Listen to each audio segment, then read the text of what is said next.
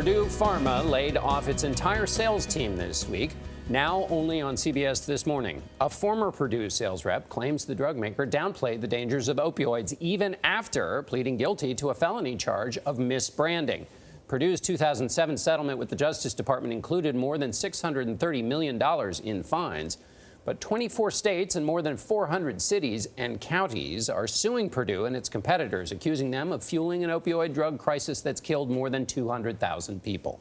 Tony Dokoupil is here with our CBS News investigation. Tony, good morning. Good morning. Big numbers and really serious accusations. Purdue makes OxyContin. You've probably heard of it. It's perhaps the best-known opioid painkiller in America.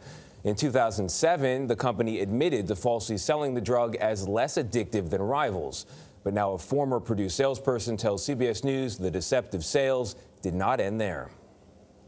It was always in the back of my mind that maybe the company had not told us the whole truth when they hired us, when we interviewed, when we went through training. This is our class. Carol Panera trained for a sales job with Purdue Pharma in 2008. So this was for the quarter. Not bad. She showed us how the company's bonus system put her in a position to make more money by convincing doctors to prescribe higher doses of OxyContin for a wider range of pain. So bottom line, sell as much as you can. Sell as much as you can. The idea being that we're trying to expand our reach beyond just pain doctors. A year earlier, Purdue had admitted it falsely promoted OxyContin as less addictive by, among other means, claiming the drug's slow-release formula did not cause a buzz or euphoria and could be used to weed out addicts. The company said the misstatements ended in 2001. They made it sound like it was a little bit of a witch hunt on the government's part. But amid skyrocketing addiction rates and overdoses related to OxyContin, Panera claims the company taught a sales tactic she now considers questionable, saying some patients might only appear to be addicted, when in fact, they're just in pain. In training, she was taught a term for this: pseudo-addiction. So the cure for pseudo-addiction, you were trained, is more opioids. A higher dose, yes. Did this concept of pseudo-addiction come with studies backing it up? We had no studies. We did not have any studies. That's the thing that was kind of disturbing, was that we didn't have studies to present to the doctors. You know how that sounds?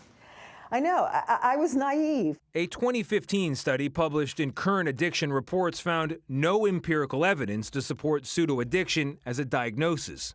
In a statement to CBS News, Purdue said it's confident that its past marketing and sales of its prescription opioid medications have been consistent with the information contained in the FDA-approved label.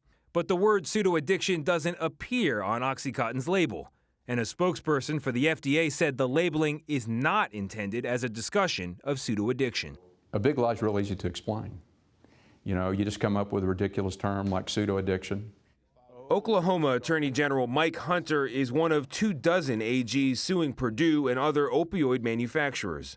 Many of the lawsuits mention pseudo-addiction. And that maybe is the most disgraceful conduct that we've seen in the whole pattern of disgraceful conduct. So as far as you can tell, there is no scientific basis for pseudo-addiction. I reject any notion that there's science behind pseudo-addiction. Hunter alleges that Purdue and its competitors have caused a devastating public health crisis, costing his state billions of dollars a year.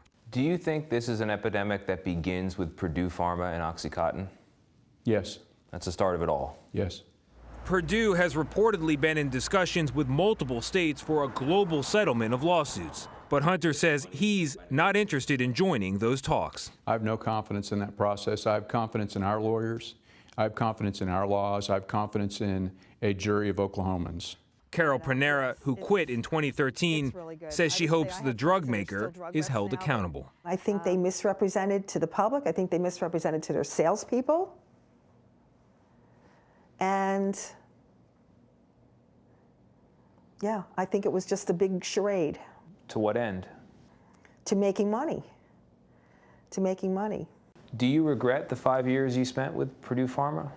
I'm going to sum it up and say this. I think that was one of the, if not the worst career decisions of my life.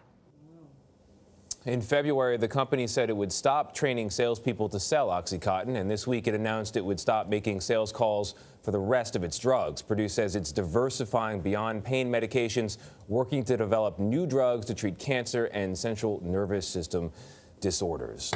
Thank you, Carol Bernera, for speaking up. Pseudo-addiction sounds like a made-up word to hide very questionable business practices. Indeed, to me. and potentially a very damaging one. If you look at the sales of OxyContin, they went down in 2007, 2008, and then they tripled right after Carol took the job. Wow. Thank you, Tony. Great piece.